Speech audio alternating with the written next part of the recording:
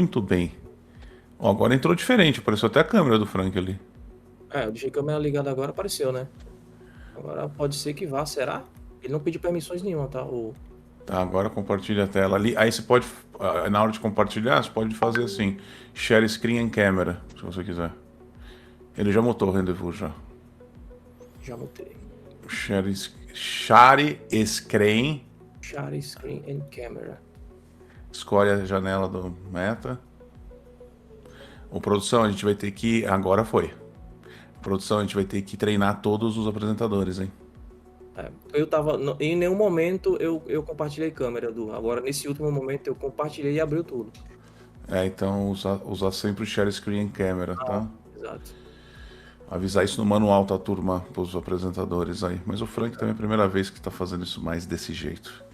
A hora que a produção quiser montar a telinha aí e colocar pra gente, porque eu tô, assim, ansioso, animado pra ouvir as perifunfélias Já abri meu do. chat aqui, eu quero que esse povo. Vá tudo se lascar, né, ô Frank? Ricardo. Ave Maria, viu? Fez bem a Fernandinha de sair ali, hein? Aí o índice agora meio que travou por ali. Fez bem ela de sair, Ligar a viu? câmera lá, Felipe reforçou ali, ó. Boa, Felipão. Imitação do cão, do demônio, isso aí, viu? Estou ajeitando. Boa, gostei dessa palavra aí. Parece ser nordestino também. Quem cara tá ajeitando, velho. É nordestino, não adianta. Ele tem uma cabeça Coisa de do 4 metros de comprimento. coisa do Epitácio, né? Epitácio tem essas coisas aí, né? Coisas bobonicadas. Compartilhando. Boa, Fabiano. Vamos, galera. Pega muito bom mesmo. Valeu o ensinamento. Tamo junto, Daniel. É isso aí, cara. Eita. Que foi, Epi? Eita porra, ele Eu não apertou o entendi, mas eu já tomei já, né? Do quê? Não sei. Tomou o quê? Você tomou pinga, não é possível. Eu Sim, só uma tomo pitcher. cachaça. Eu sou uma pitcher. Pinga. Eu tô ouvindo. Ah, não. O Epi você tá falando do Discord, Epi? Vim pro Discord. Aham. Tá bom. A tela do Frank lá não tá com a mesma largura e coisa que a minha, né, ô Epi? Não, não. Aí você tem que ficar ajeitando, né? Uma por uma. Uma por uma. Por que você não põe uma delas, já que você já ajeitou no ar? E aí a gente vai usando ela. Põe a da bolinha, tela cheia, tela com bolinha, tela cheia com bolinha, ajeita uma, joga pro ar, e aí fica com ela no ar enquanto você vai ajeitando as outras. O que você acha? Uma boa estratégia? É uma boa estratégia que eu não tinha pensado isso, nem passar pro Michael.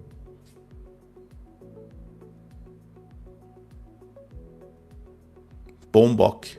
Melhor com a outra mão. Isso aí não tem graça, não. Isso aí todo mundo faz. Bombok. Já tá indo, já tá indo. Tem que mudar o status quo. Eita, status quo.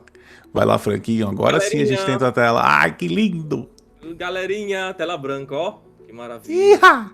Eu acho que nem meu ponto fixo, vou até tirar daqui que não serve pra porra nenhuma mesmo, né? Deixa eu ver, vê aí, deixa eu ver. Desenha. Tá uma setinha aqui, subindo, descendo. Deu. Deu boa. Deu. Galera, seguinte. Maravilha. Ajustes técnicos. É beta, né? Como eu falo aqui. Beta é beta, né?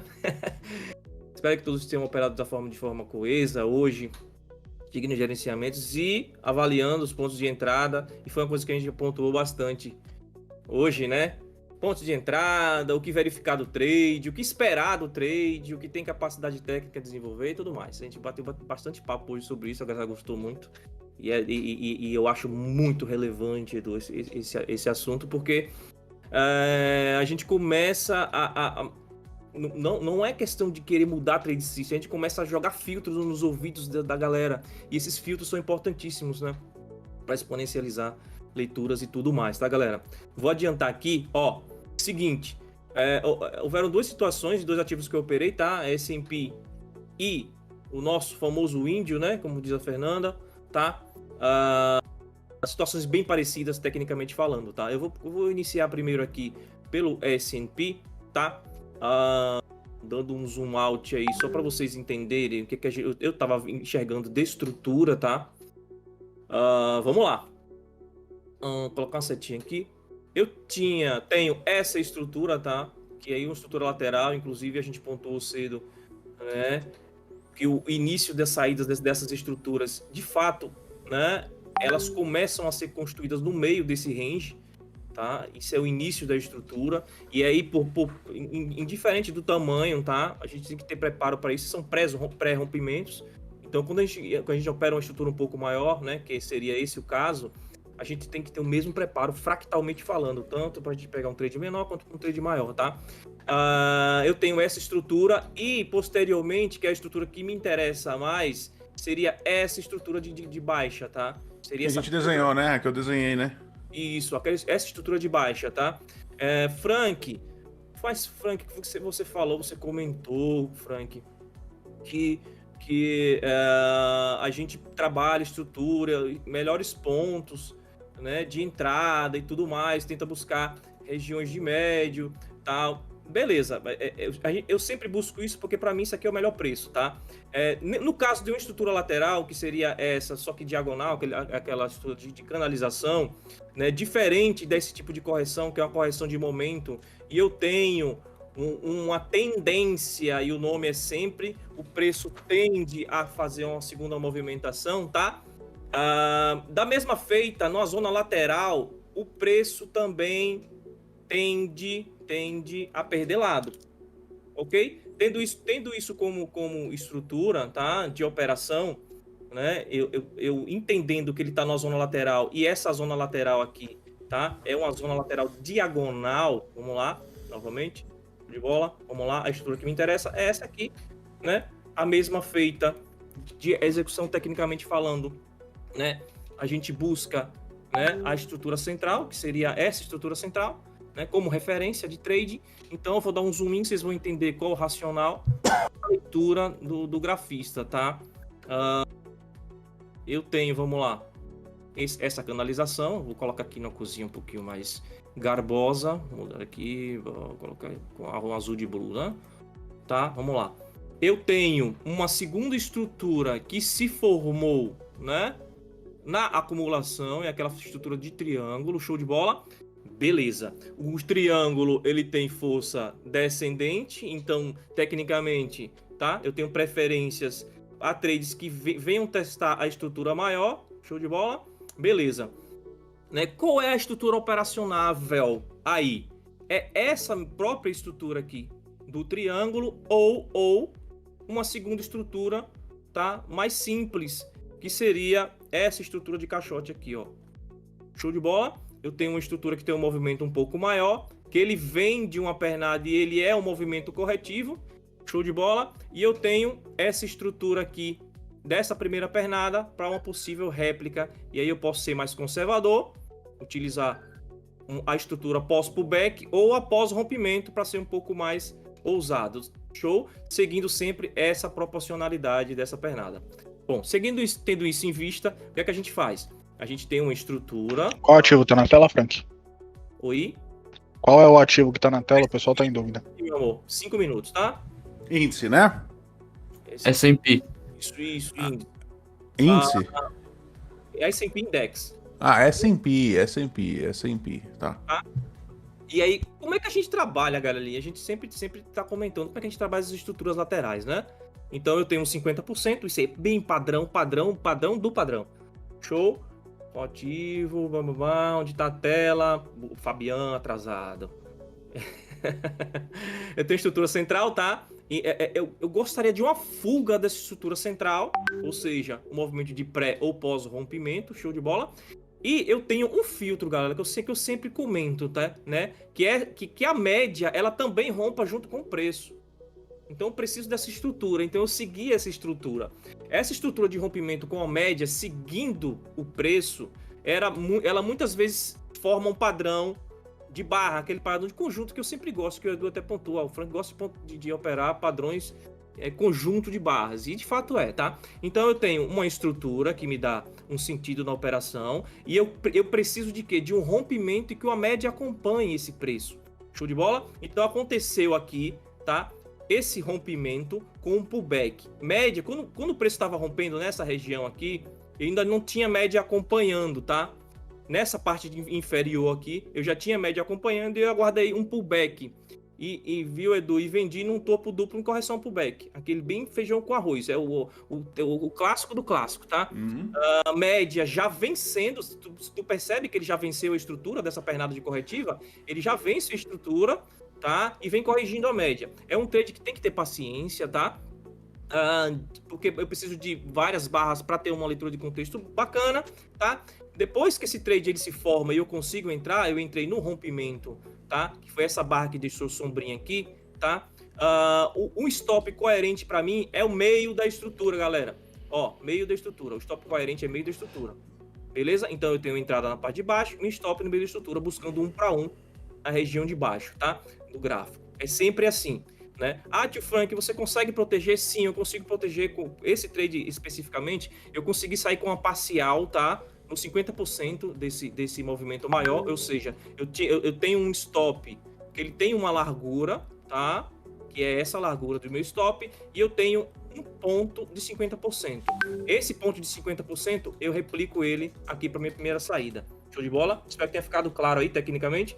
Eu replico esse 50%. Eu tenho duas opções, tá? Ou eu posso puxar para o break-even, já me dá esse benefício, tá? Ou eu tiro parcial. No meu caso, eu faço as duas coisas. Eu tiro a parcial e puxo para break-even, aguardando a estrutura maior. Então, eu tenho um trade de estrutura menor, como a gente estava comentando mais cedo, tá? Como replico isso para minha conta, Frank? Não, você já tem 20 anos de trade, não dá nem para falar isso. É lendo em contexto. Acho que a leitura de contexto, a gente consegue fazer uma réplica até parecida ou melhor até que essa, tá? Então é isso, gente. Eu tenho o benefício de puxar isso aqui para o break-even ou tirar a ordem ou não. No meu caso, eu tiro, porque faz parte do meu conjunto de gerenciamento, tá? E levar o segundo lote para a região mais baixa. A região mais baixa a gente viu mais cedo que é essa estrutura maior, né? Que é essa estrutura maior aqui, de formação do canal, tá? Eu costumo sair um pouco antes, porque eu dou uma folga, né? Eu também não vou sair em ponto, porque eu não sou maluco, né? Eu gosto de dar uma folguinha do Zito aí, porque pode alguém inspirar um fly de algum lado e me pegar desprevenido, mesmo eu estando aqui, né, já protegido no meu break-even. Show de bola? Então, tecnicamente é isso, e a gente passa lá pro índice, tá? E aconteceu uma situação bem parecida, e a gente começa a alinhar os conceitos gráficos, tá? Vamos lá. Eu tenho aqui, ó, zoom out, uma estrutura lateral, show de bola? Índice. Mesma coisa, ó, estrutura lateral. Eu acho que vocês concordam comigo, que aqui eu tenho uma lateralidade com alguns ruídos. A gente vem trabalhando essa lateralidade de 19 há muito tempo, já uns 3 dias, eu acho, mais ou menos, né?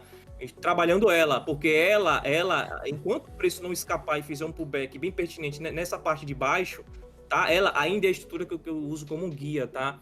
Então eu tenho essa estrutura formada, show de bola, na parte de cima do gráfico. Eu também tenho uma linha de wedge que ela me guiou bastante, que ela vem do topo maior. Também essa linha já tem uns 3 dias que a gente acompanha essa mesma linha. E eu tenho a formação de uma nova linha nessa região. Show de bola? Beleza. Agora vamos dar um zoom in para a gente entender como a execução se deu, tá? De forma bem parecida com a S&P, tá? Eu tenho aqui, ó, coisas lindas da minha vida. Uma região baixa, né, que eu tenho esse retângulo vermelho, uma região baixa e um pullback que se forma com média se afastando. Vocês percebem a similaridade da coisa? Tecnicamente é muito similar, galera. Muito, muito. A forma do que o pullback, a forma da escapada do trade lateral é muito similar. Mais uma vez pontuando, é um trade que precisa paciência. Essa paciência é importantíssima para esse tipo de saída, tá? A gente pode fazer um pré-rompimento para quem é mais ousado, e teve pessoas hoje que foram ousadas, que fizeram esse trade aqui nessa inside. Eu não vou citar nomes aqui para não criar furdunço e confusão na comunidade, no chat, tá? Pegaram aqui, né, adiantado, né, no que não é errado, já que aqui é uma premissa boa, o stop estava bem coerente, botaram o zoião aí já se acusando aí, esse povo. O pessoal dá mancada, né? Mancada demais. Aí o que acontece, galera? É o seguinte, eu posso já fazer prévia e eu tenho um stop mais curto, de fato, tá? Porque eu vou usar VWAPs aqui, tá? Como referência, tá? Esse trade aqui, tá? Eu executei no ancorada, tá? E na VWAP diária, que é essa que tá pontilhada aqui, tá? Eu gerenciei ele todo em cima de VWAPs. Porém, meu range, vou dar mais zoom in, porque meu range era bem menor, tá? De atuação. Bem menor. Eu entrei nesse trade para sair próximo à mínima. Eu vou colocar mais uma setinha aqui para a gente pra gente resenhar isso, ó. Minha saída aqui era próxima à mínima, então foi um trade de scalp, porém eu tava com a mão bem caprichada, pois eu tenho família, eu preciso cuidar, né? Da minha família, né? Porque se eu tinha um range menor, eu tinha que gerenciar isso aqui de forma menor, tá? A gente tá enxergando essa estrutura dessa linha wedge, que ela ainda não tinha sido testada, tá? Nesse momento, e eu tinha essa estrutura maior, que aí seria de um alvo maior, tá? Então, eu fiz minhas entradas na VWAP, né? Na ancorada, que estava um pouquinho abaixo, e na VWAP diária, que estava um pouquinho acima, tá? Minha proteção aqui, nesse caso, é sempre próxima à média de 20, ou numa região da estrutura, ou numa barra que venha contra. Beleza, galera? Então a gente precisa avaliar isso. Às vezes vem uma barra muito rápido contra a gente, e, cara, você tá numa estrutura lateralizada, tá? Sabendo que, teoricamente, eu tenho compradores aqui nessa região, e eu venho uma barra forte invadindo a região, nada mais corrente de que encerrar, tá? Então meu stop estava bem confortável aqui nessa região, eu estava buscando 1 para 1, a mão entrou bem cheia aqui, bem satisfatória, então eu fechei meu dia nesse trade de scalping aqui menor, tá?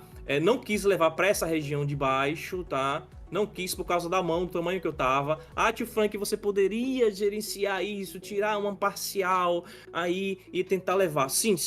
Gerencialmente sim, eu poderia fazer isso, tá? Mas devido ao tamanho da mão e o quão satisfeito eu tava com a operação, eu decidi sair pelo menos na cabeça do pivô. Então eu tenho essa estrutura aqui, só para desenhar bonitinho. Eu tenho uma pernada, uma estrutura de pivô que corrige, tá? Em médias e região de fundo, tá? E eu tenho saída na cabeça do pivô. Eu entrei no preço maravilhoso e saí tecnicamente na onde deveria, onde me propus. Vamos lá. Para finalizar, ó, zoom out. Para finalizar, zoom out, vamos falar novamente de estrutura. Show de bola? Eu tenho uma linha de canal, ó, deixa eu colocar a setinha mais juguda, eu tenho uma linha de canal na parte de baixo e eu tenho uma primeira estrutura, tá? Sempre que a gente faz um trade numa estrutura dessa, tá? A gente tem que avaliar em que momento a gente tá. O tio Frank, ele executou o movimento de pré-rompimento. Ele não estava em momento nenhum nesse trade buscando uma estrutura maior. Eu não estava buscando isso. Então eu operei simplesmente o pré-rompimento. Tinha opção para fazer o segundo trade? Tinha sim, mas eu não executei, tá? Não é errado, já que se você tem premissas técnicas para tal, tá? Tirar uma parte, por exemplo, na primeira wedge, a gente executa na primeira wedge para levar para uma segunda, tá? Isso tecnicamente é possível, mas você tem que calibrar bem a mão para isso e estar com a mente focada para fazer. Como eu não estava focado, eu decidi sair aqui, já que eu tinha mínimas aqui próximas que podiam, né, espirufrufrar meu trade, e eu decidi guardar o Nesquik de hoje e a família está rindo, feliz e comemorando, soltando inclusive confetes aqui na sala. Muito obrigado. Muito bom, Frank. Excelente. Puxa vida, viu? Eu gostei. Eu acho que a gente fez hoje uma leitura muito boa, né? A gente fez hoje uma leitura muito boa. Pode pôr minha tela cheia aí que o Frank já tirou a tela dele, já maluco, já sai tirando tudo, é complicado esse cara. Não confie na tela dos outros, tá, gente? Tá? Produção da TV, esse povo, eles são meio malucos, né? Foi legal, né? Hoje a leitura foi bem legal mesmo. Excellent. Foi bem legal mesmo, tá? Eu acho que a gente leu bem o índice, acho que a gente leu bem S&P também. No meu caso, no S&P, eu não tive nenhuma estrutura para fazer, ele se manteve forte, eu não quis ancorar nenhuma outra VWAP mais curta, achei calamitoso. Ele fez ali um topo duplo no 3 minutos agora e deu uma pernada para baixo, mas não testou VWAP, faltou pouco, na verdade, para testar VWAP. Aquele case do dólar lá, tá bem lateral, não deu nem o stop, nem saiu no zero. Às vezes é um tipo do caso que vale a pena, com as probabilidades começando a ficarem perto de meio a meio de ir no stop ou ir no zero, às vezes começa a valer a pena você devolver o segundo lote no zero e sair com um pequeno prejuízo no lote anterior, e tá tudo bem. Então essas decisões são sempre importantes, né? Lembrem que o tempo afeta também a probabilidade do trade, o tempo que vai durando, ele vai afetando. né? Até porque, Edu, quando eu tenho essa problemática de tempo, tá? Em alguns casos, quem está na mão contrária é solucionática, o que acontece? O tempo me traz acumulação. E essa acumulação, ela pode prejudicar muito, cara, o andamento da coisa. Então, o tempo realmente, ele é um fator crucial em alguns tipos de defesa, por exemplo, de trade. Você tem que ficar bem atento, porque, veja só, se a gente entra na premissa, já numa pernada de baixa, e de repente ocorre uma pausa muito grande, você tem que pensar no contexto protetivo de, opa, peraí, tá acumulando e essa acumulação pode ser contra mim, cara. Uhum. Então, cara, vamos proteger isso, né, da forma mais coerente ali, encontra um ponto, já puxa break-even para se proteger, né, do que vem, já que a gente não sabe o próximo tique, né? Peraí.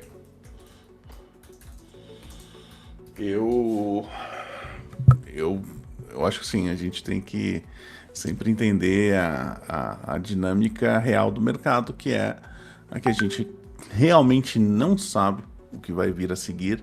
A gente consegue ser capaz de avaliar probabilidades e é isso, né? E na hora que a gente avalia probabilidades baseado em padrões, em comportamentos que a gente conhece, que a gente já viu no passado, a gente mais ou menos tem um arsenal de como gerenciar situações parecidas com aquela, né? Da mesma maneira que você... Vou dar um exemplo, vai. Quando o céu fica cinza e começa a trovejar, muitas pessoas já levam o guarda-chuva quando saem de casa. Mas não significa que vai chover, mas estão preparadas para caso aconteça, né? Então, assim, é muito a dinâmica do mercado. A gente vê um cenário, imagina que possa acontecer algo, a gente está preparado para reagir àquilo. Pode acontecer, pode não acontecer, né? Então, vai muito da gente ter as ferramentas. Quando o céu está cinza, a gente sai de guarda-chuva. Quando a gente, sabe, vê que está trovejando, a gente já se prepara uma capinha de chuva, um guarda-chuva, alguma coisa. A gente não tem certeza que vai, mas a gente conhece as características, por exemplo, da região que a gente vive e tudo mais. Eu lembro, assim, morei muitos anos no Guarujá e passei muito tempo, todos os verões aí, mais da metade dos verões da minha vida foram lá.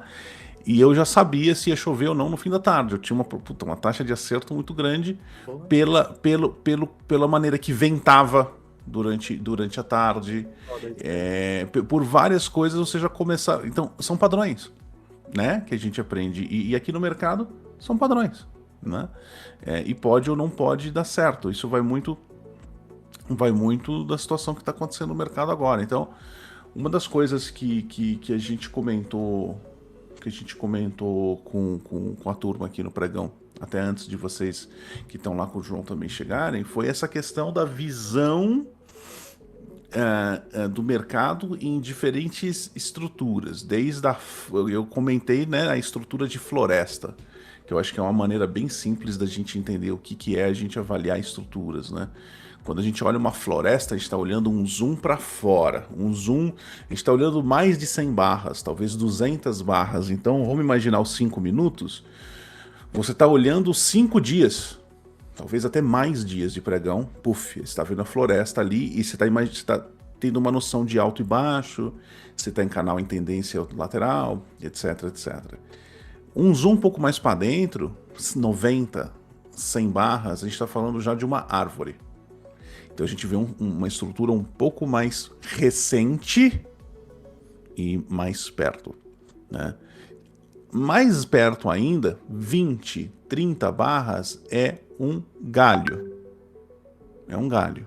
Então você está vendo ali uma sequência de pernas, as últimas 20 barras, as últimas 30 barras. Tá? No máximo, a gente está vendo isso, últimas 20, 10 a 20 barras ali. E você tem a folha. A folha ela pode ser uma barra, ou 2 ou 3 barras, a última barra até as últimas 3 barras. Então, tem traders que operam ali no contexto da folha galho árvore. Tem gente que opera mais a floresta e desce um pouquinho para fazer uma entrada, mas não está muito ligando necessariamente para o barra-barra, ignora o contexto da folha de 1 ou 2 barras. Se importa mais na região que o preço está do que o sinal que deu. Tem trader que faz assim também, tá tudo bem. E isso vai especialmente do que você busca com o trade. Então, foi inclusive o comentário que a gente fez do índice hoje, né?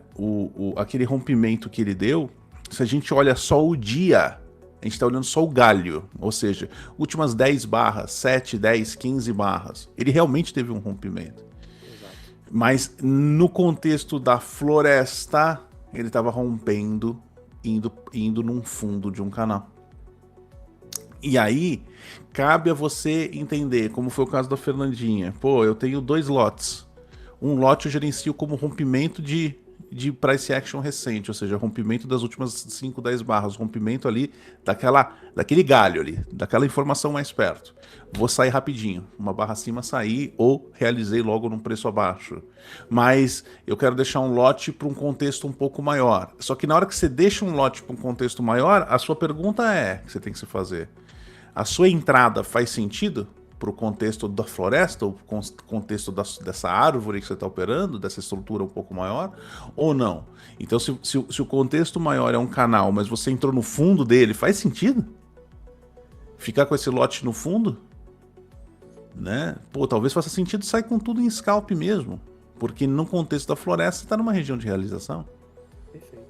Mas às vezes não, às vezes você fala assim, não, entrei tão bem, uma entrada de valor, né? Entrei alto no canal. Primeiro lote eu soltei no rompimento, já ali perto ali do meio pro fundo do canal. O outro lote eu vou segurar correções mais profundas, eu quero ir mais baixo ainda, eu quero ir lá na casa do Chambrolha. Beleza.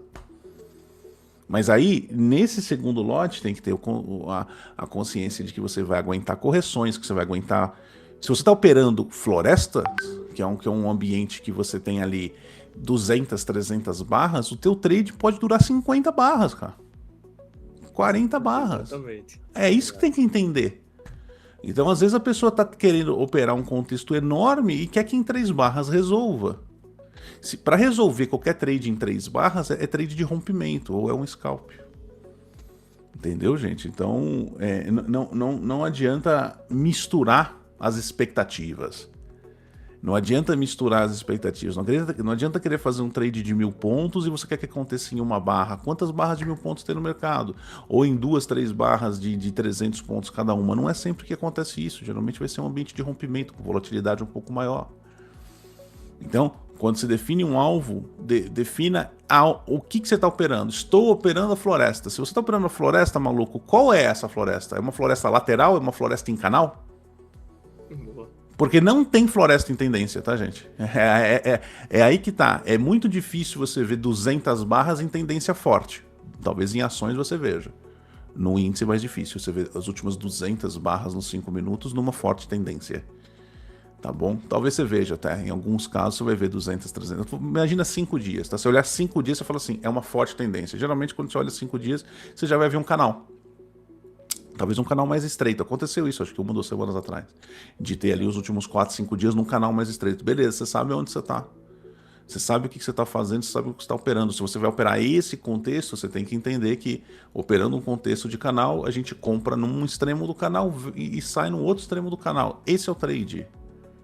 Ponto. E aí, se você tem mais do que um lote, você pode pegar um lote para fazer um trade de ali um contexto mais curto. Você está operando ali o price action menorzinho, né? Você está operando ali o galho, né? Ou você está operando só 1 ou 2 barras ali, a folha mesmo ali, aquele movimento rapidinho, só que são trades separados.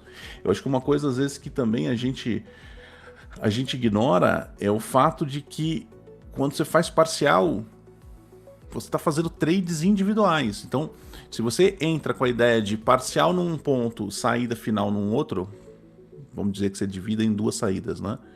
O primeiro trade é um contexto, o segundo trade é outro. E aí você tem que avaliar, esse primeiro trade é legal, tem equação? O segundo trade é legal, tem equação? Tá? Às vezes a gente sacrifica um dos trades pelo lucro do outro. Então, o que eu estou querendo dizer? Às vezes a gente sacrifica a primeira saída e aí a gente vai olhar ali as estatísticas e vai ver que a primeira saída sempre é 0 a 0. Ela não dá muito dinheiro, mas ela permite que a segunda saída seja boa. Putz, garoto, não entendi como isso pode acontecer. Aqui, ó, psicologicamente. Tem pessoas que... A questão é totalmente psicológica, não tem nada a ver com técnica. Então, às vezes, uma primeira saída parcial ajuda o operador a ficar mais sossegado a ponto de fazer a segunda saída com melhor comportamento. A pessoa não conseguiria, e vão dizer que essa segunda saída seja super lucrativa, super legal. Puta, Garuf, mas se a segunda saída é super lucrativa, super legal e a primeira é 0 a 0, por que não fica com o lote todo, pô? Porque às vezes a pessoa não conseguiria fazer aquele trade com o lote todo.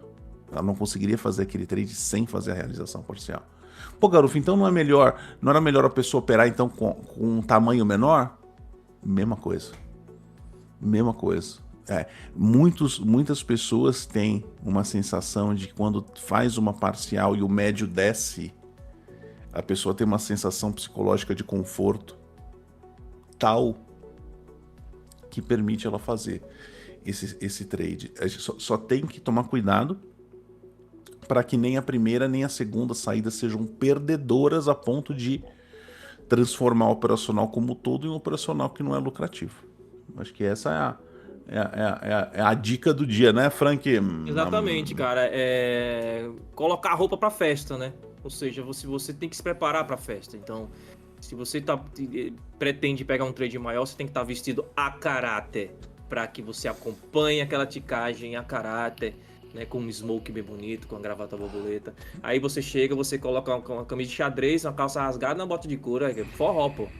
Tá entendendo? E aí complica, então você tem que saber a festa que você vai participar, entre aspas, bem forma pejorativa, tá, galera? Então, assim, preparo mesmo para o que você quer, tá? E o que é importante, ao meu ver também, tá? Você ter consciência da sua habilidade técnica para tal, tá? Então, não é porque, eu vi o ponto pivô lá em cima e eu quero levar para lá. E aí, qual a carga psicológica para isso que você tem habilidade técnica? Então, assim, é basicamente isso, né? Você vai treinando isso, a repetição ajuda muito, galera. Eu vejo esses padrões repetidas vezes, fiz milhares de backtests, a gente já debateu sobre isso aqui, né? Em alguns encontros, tá? Eu tenho muito backtest disso e já é padrão para mim. Então, quando eu vou ter um trade que é saída de rompimento, Edu, eu já sei psicologicamente que eu tenho que ter paciência para aguardar a correção à média. Eu já tô com isso na cabeça, gente. Então, assim, busquem seus padrões e segreguem eles. Esse aqui é momento, eu preciso entrar no sinal. Esse outro aqui eu preciso de um segundo movimento. Se não der o segundo movimento, não deu trade, não é o meu. Guarda os paninhos na mala e vamos embora. O Matheus perguntou, você fez em tela? Não, Matheus. É replay em tempo normal. Por quê? Agora eu vou explicar por quê. Mas Frank já meteram uma porrada em mim, me deram uma tijolada que partiu em 2 bandas, né? Frank, isso a palavra que usaram foi desumano. Como é que você faz um replay em candle em tempo normal, Frank? Não, cara, veja só. Eu preciso de ver a ticagem. Ela é importante para mim enquanto o preço para em algum lugar, como aquela sombra ou aquele corpo de barra é formado, entende? Então eu preciso do replay em tempo normal, tá? Então como eu faço, Matheus? Geralmente 2 trades bons, né? Eu venho filtrando isso há muito tempo, então eu encaixo 2 trades bons no dia, tá? A partir do momento que eu percebia o sinal e que eu fazia o trade, já finalizava o backtest daquele dia. Eu não ficava o tempo todo insistindo naquele dia, tentando buscar no dia, já que não é meu padrão. Então eu filtrei o meu padrão operacional, entende? Então dava um trade logo no começo do dia e aquele trade era bom, então eu já saía fora, eu já finalizava o dia pro próximo, tá? Então basicamente é replay em tempo normal, sem aceleração, tá? Ô Garuf, Bah. eu tenho uma dúvida aqui. Para você operar na Active o Bra 50,